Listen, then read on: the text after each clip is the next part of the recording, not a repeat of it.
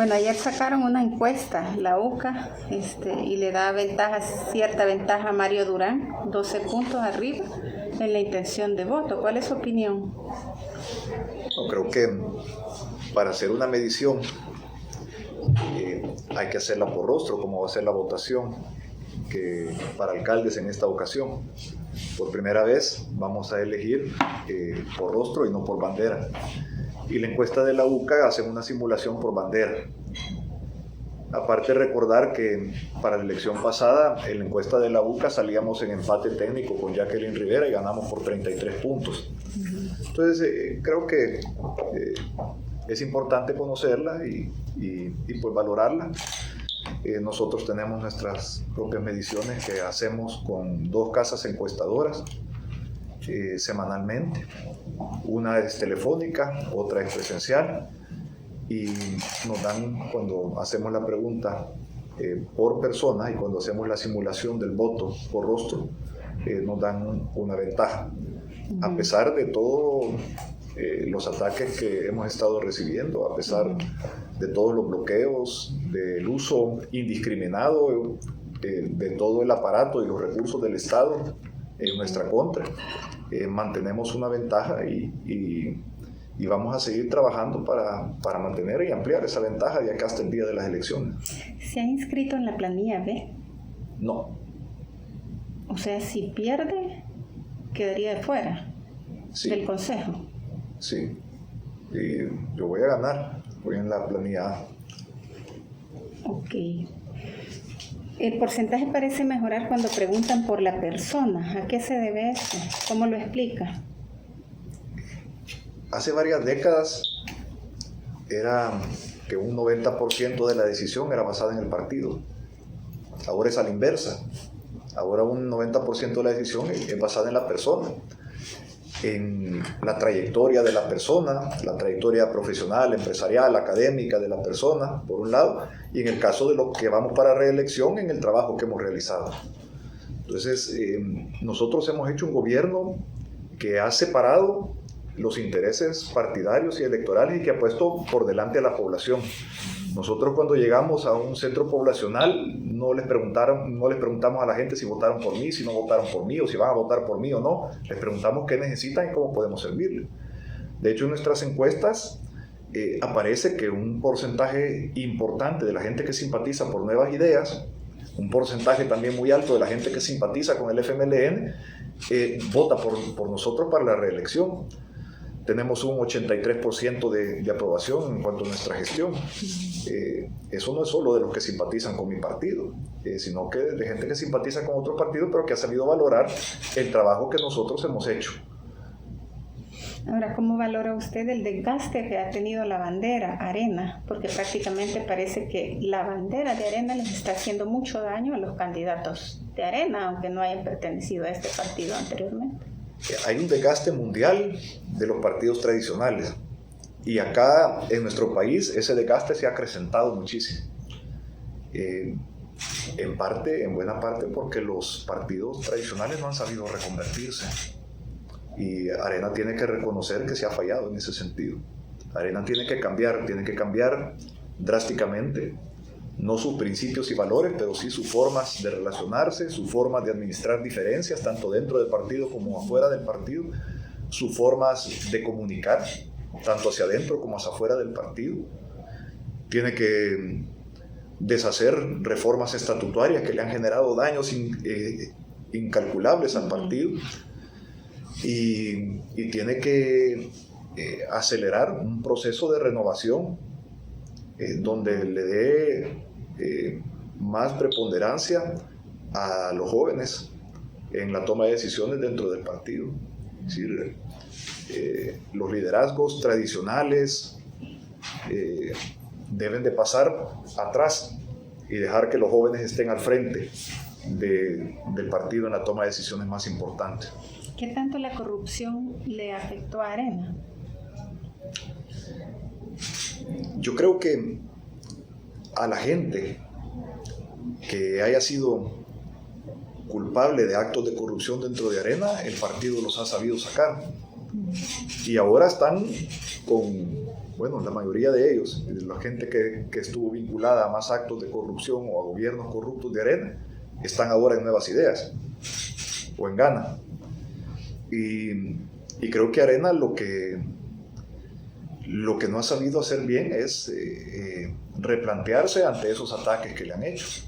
Arena ha tenido gente corrupta, como la han tenido todos los partidos políticos, pero se dejó pegar ese estigma de corrupción al no defenderse. Arena debió defenderse mejor, sacando a los corruptos, explicando que había sacado a los corruptos, y así como hubo corruptos en Arena, hubo mucha gente que ha hecho cosas buenas por Arena y que ha hecho grandes aportes al país. Aún con los gobiernos, como el gobierno de Tony Saca, han habido muchas más cosas buenas que hizo Arena y muchos más aportes al país que cosas malas. Entonces de lo que se trata es de reconocer los errores y de tomar las medidas correctivas para que esos errores no se vuelvan a cometer en el futuro, y en eso hemos fallado. ¿Usted cree que Arena es el partido ideal donde usted quiere estar?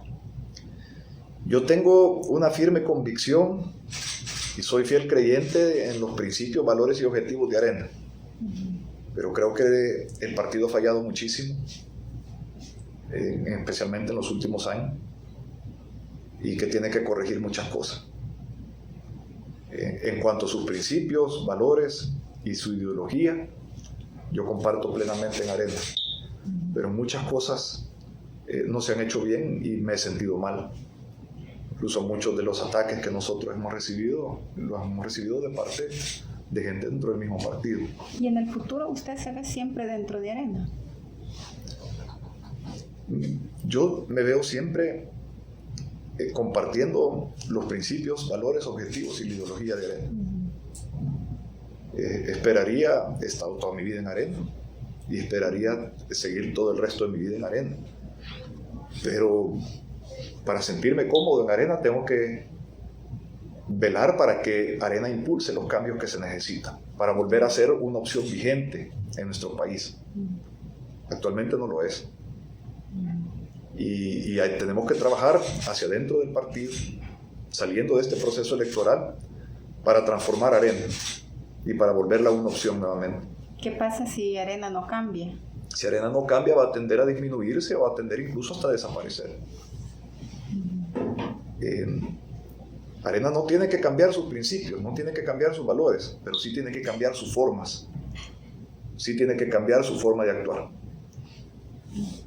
Bueno, en la misma encuesta decía que los principales problemas de San Salvador son la basura, la seguridad, la inseguridad y las calles. ¿Cómo va a resolver estos problemas? ¿Qué ofrece a los capitalinos? Durante los primeros 2 años y pico de nuestra gestión, nunca tuvimos un tan solo problema con la recolección, con la disposición de basura. Qué casualidad que hasta que Nuevas Ideas nombra a Mario Durán como candidato y Mario Durán nombra a Robando Castro como su jefe de campaña, empiezan los bloqueos, empiezan los ataques, empiezan a cerrarnos el relleno sanitario, empiezan a cerrarnos nuestro centro de transferencia, empiezan a cerrarnos nuestro centro de operaciones, nos secuestran los camiones recolectores, amenazan a nuestros proveedores y empiezan una serie de bloqueos, nos llevan basura de otros municipios a tirarla al centro de San Salvador. Empiezan toda una serie de bloqueos y a esta gente no le importa, por tratar de ganar votos para ellos, afectar a la gente, afectar a la ciudadanía, afectar a la ciudad. Y eso es lo que ha ocurrido. Ya solventamos nuevamente el problema de recolección, ahora la ciudad está totalmente limpia, está normalizado el servicio, pero sí han afectado a la ciudad en medio de la pandemia, tratando de generar una crisis ambiental y una crisis sanitaria, afectando con el tema de la basura. Pero el equipo que está montado para hacer ese trabajo ahorita, ¿es de la alcaldía o es privado? Es de la alcaldía. Sin embargo, hay parte que está tercerizada. Por ejemplo, la recolección en zonas de difícil acceso, donde no entra normalmente un camión recolector por el tema del tamaño de las calles, etc., siempre ha estado tercerizado. Y hay una parte que la tiene tercerizada una empresa que se llama Ecos, que es una empresa relacionada a Mides, y hay otra parte como la recolección de mercados que está tercerizada con una empresa que se llama Atesa. ¿Y esto ha sido una estrategia temporal para esta crisis o ya estaba desde antes, terciarización? Lo de las zonas de difícil acceso ya estaba desde antes. Lo de los mercados es algo de nuestra gestión y ante los bloqueos y los ataques pues hemos tenido que recurrir a otras contrataciones. Por ejemplo, cuando tuvieron 6 días secuestrados 50 camiones recolectores, solo teníamos 15 afuera.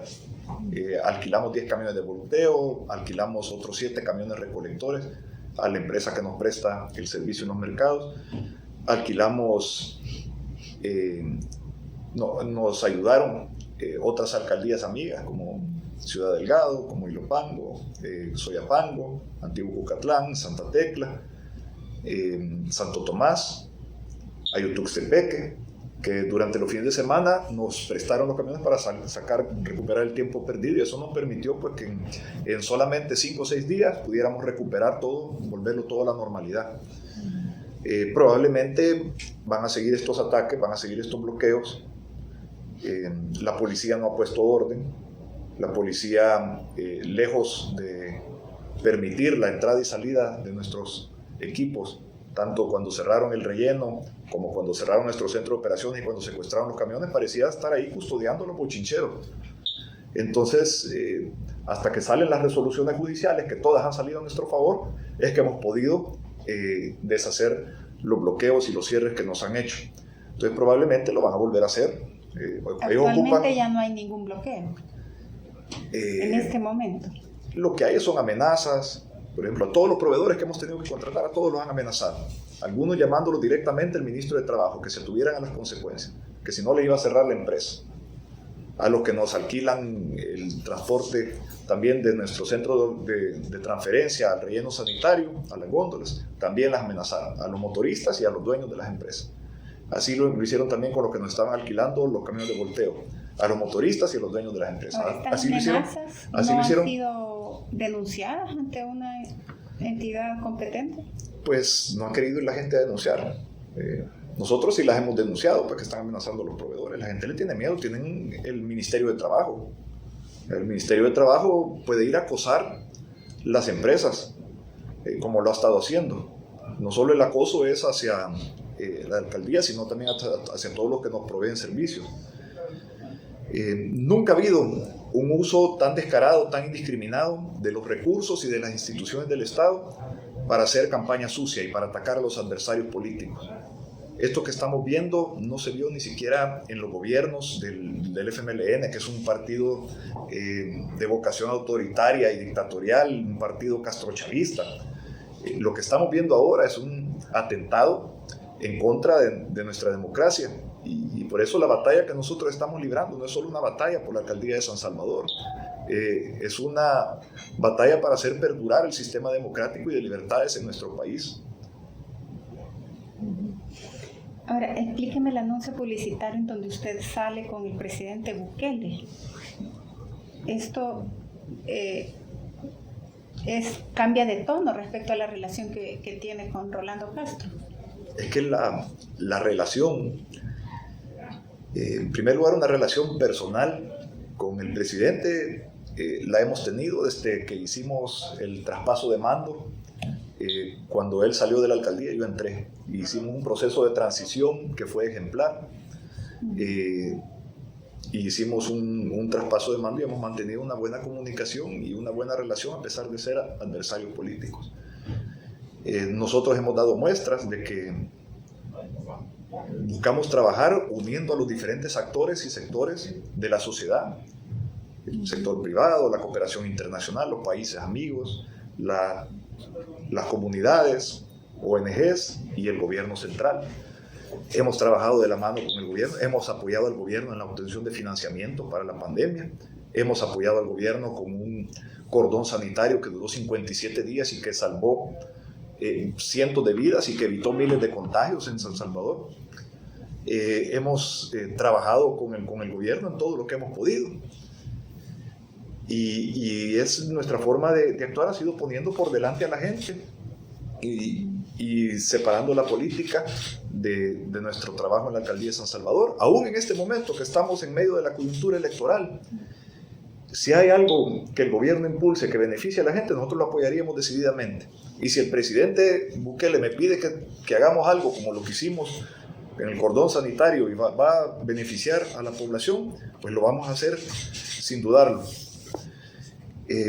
Lastimosamente entramos en una coyuntura electoral donde para algunos, como para Mario Durán, para Rolando Castro y para esa gente, ponen lo electoral, ponen lo político, sin importarles que eso dañe a la población. Nosotros no actuamos así. ¿Y esto no se lo ha comunicado al presidente Bukele? Sí. ¿Y qué le ha contestado? Que es electoral, que no es nada en contra mía, que obviamente Rolando Castro sí tiene cosas enormes en mi contra.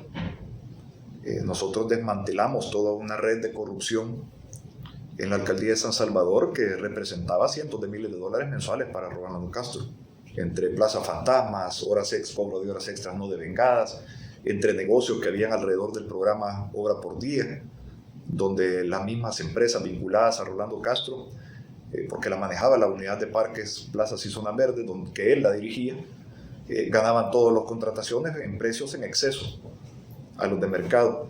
Entonces todo eso nosotros lo desmantelamos en la alcaldía de San Salvador. Entonces él tiene una pérdida económica de un negocio ilegal que tenía en la alcaldía de San Salvador que ha sido cuantiosa para él y para sus movimientos.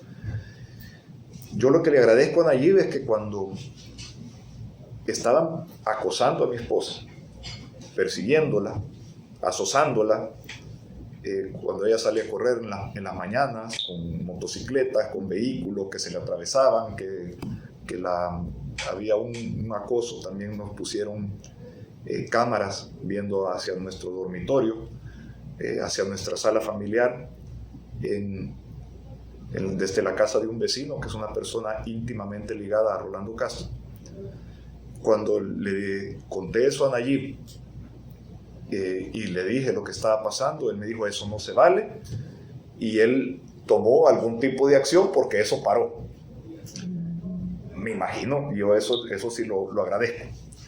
Ahora no ha hecho nada para que cese el acoso del Ministerio de Hacienda, del Ministerio de Obras Públicas, del Ministerio de Medio Ambiente, del Ministerio de Trabajo, ya ni se diga, de la Superintendencia del Sistema Financiero, que el superintendente del Sistema Financiero personalmente ha llamado a instituciones financieras para amenazarlo con quitarle su licencia de funcionamiento si le otorgan préstamos a la alcaldía de San Salvador. El ministro de Trabajo ha llamado personalmente al presidente de un banco para decirle que si nos facilitaban el financiamiento y la emisión de bonos para San Salvador, le iba a hacer una marcha en la institución financiera. El ministro de Hacienda no nos ha dado las categorizaciones para poder obtener préstamos.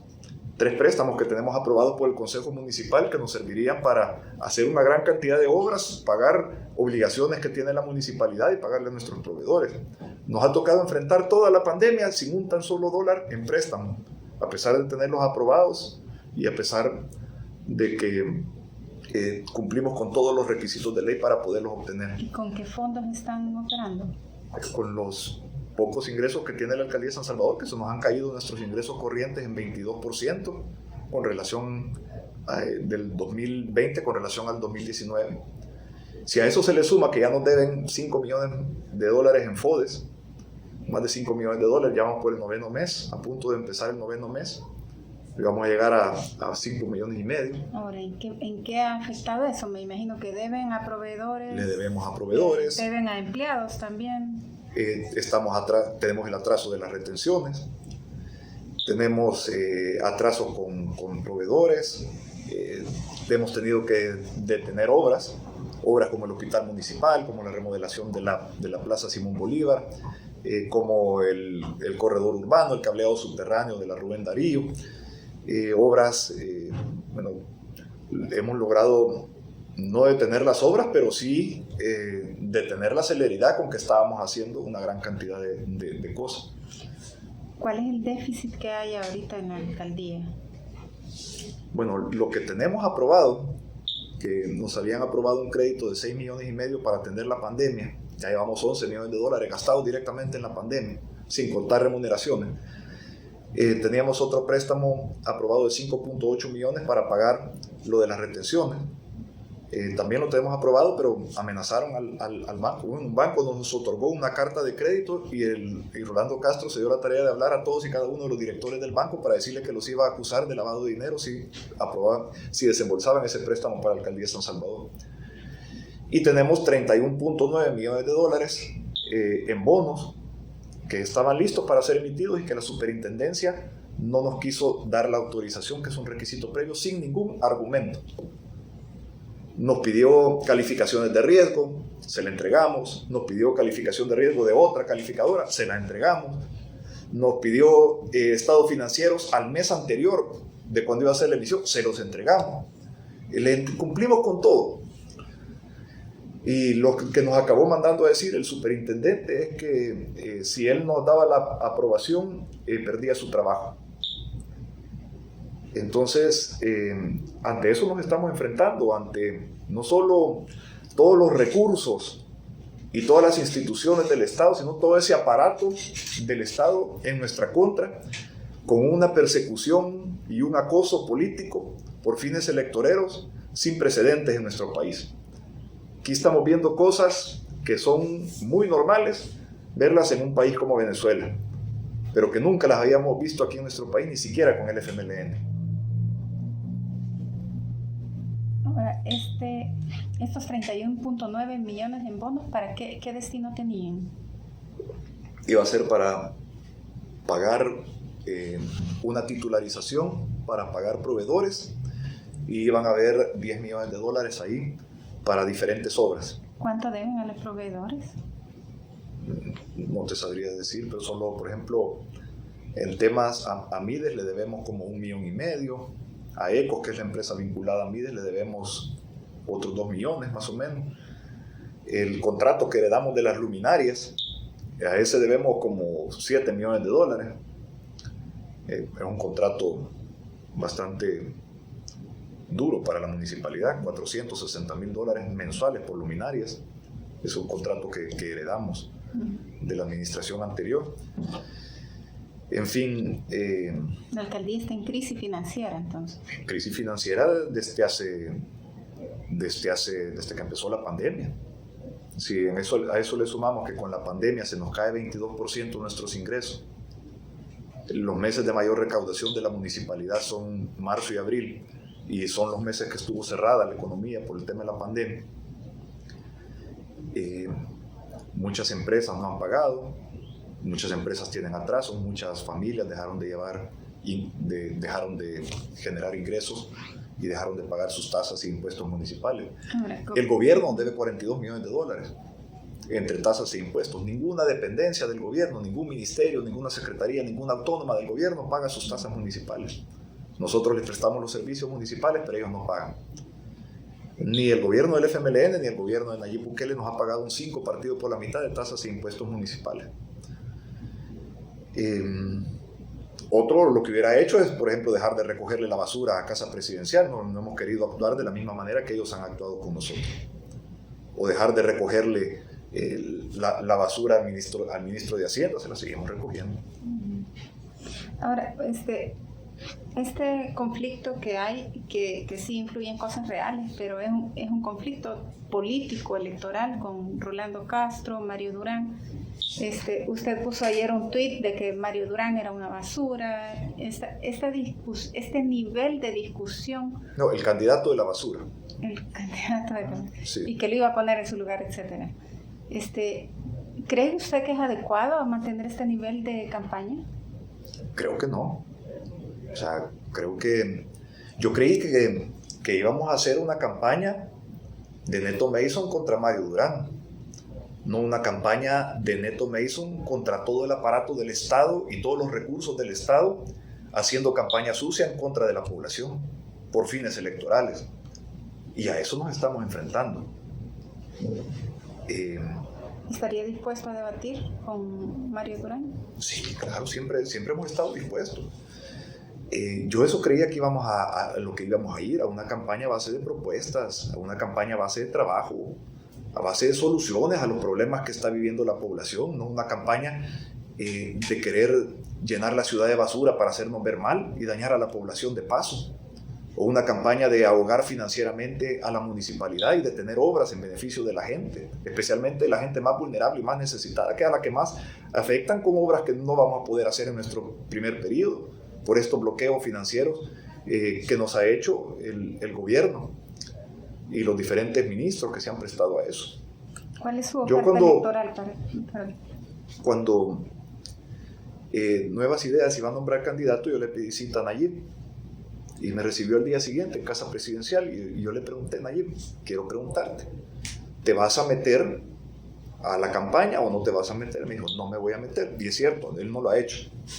Le dije: yo quiero saber, ¿voy a competir contra Mario Durán o voy a competir contra todo el aparato del Estado? Me dijo: no voy a permitir, mijo, que usen los recursos y las instituciones del Estado para fines políticos.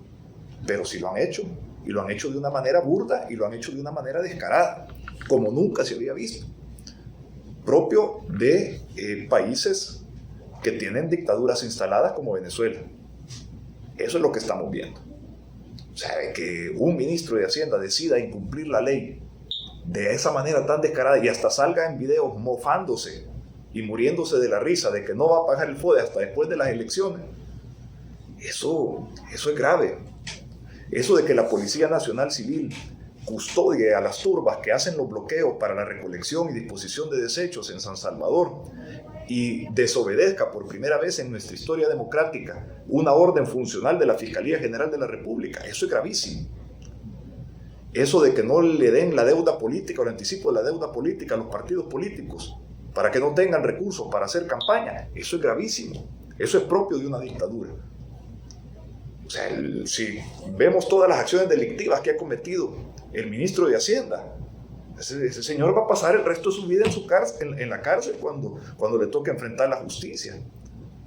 Entonces, estamos viendo cosas gravísimas por una ambición electoral de gente como Mario Durán, que lo único que le interesa es, a costa de la gente, a costa de dañar a quien sea, y de retroceder al país años en cuanto a su institucionalidad y sus avances democráticos, solamente por llegar a una silla.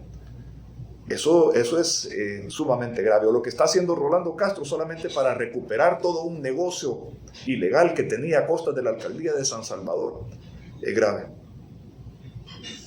Resúmeme su propuesta, su plataforma para los siguientes 3 años. Mire, la vamos a presentar oficialmente. No me gustaría anticiparla. Lo que presentamos fue nuestra rendición de cuentas el día de ayer. En unos 10 días vamos a presentar nuestro plan de gobierno, donde va a tener 5 ejes, y no me quisiera adelantar en eso, sino que lo pudiéramos ver en una entrevista donde podamos ampliarnos sobre todo lo que vamos. Pero lo que busca es darle continuidad a lo que hemos logrado. Nosotros hemos logrado muchísimo en seguridad, que era una de las cosas que me preguntaba anteriormente.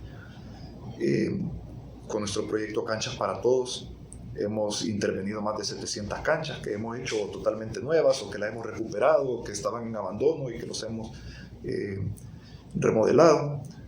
Donde hay una cancha en buen estado, los índices delincuenciales bajan hasta 4 veces, porque se le da un lugar de convivencia, de esparcimiento a los jóvenes para practicar el deporte, la cultura, el arte, etc.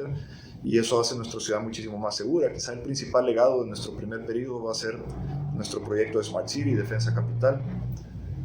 Ya estaría terminado si no fuera por la pandemia, pero tenemos un avance más o menos de una tercera parte de ese proyecto, ya está funcionando. Aquí tenemos nuestro centro de operaciones provisional. Va a volver nuestra ciudad muchísimo más segura, muchísimo más moderna, más competitiva, más conectada.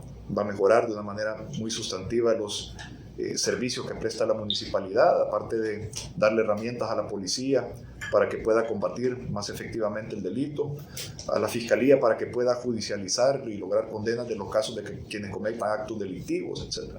Tenemos grandes obras como el Parque Cuscatlán, como el Mercado Ula Ula.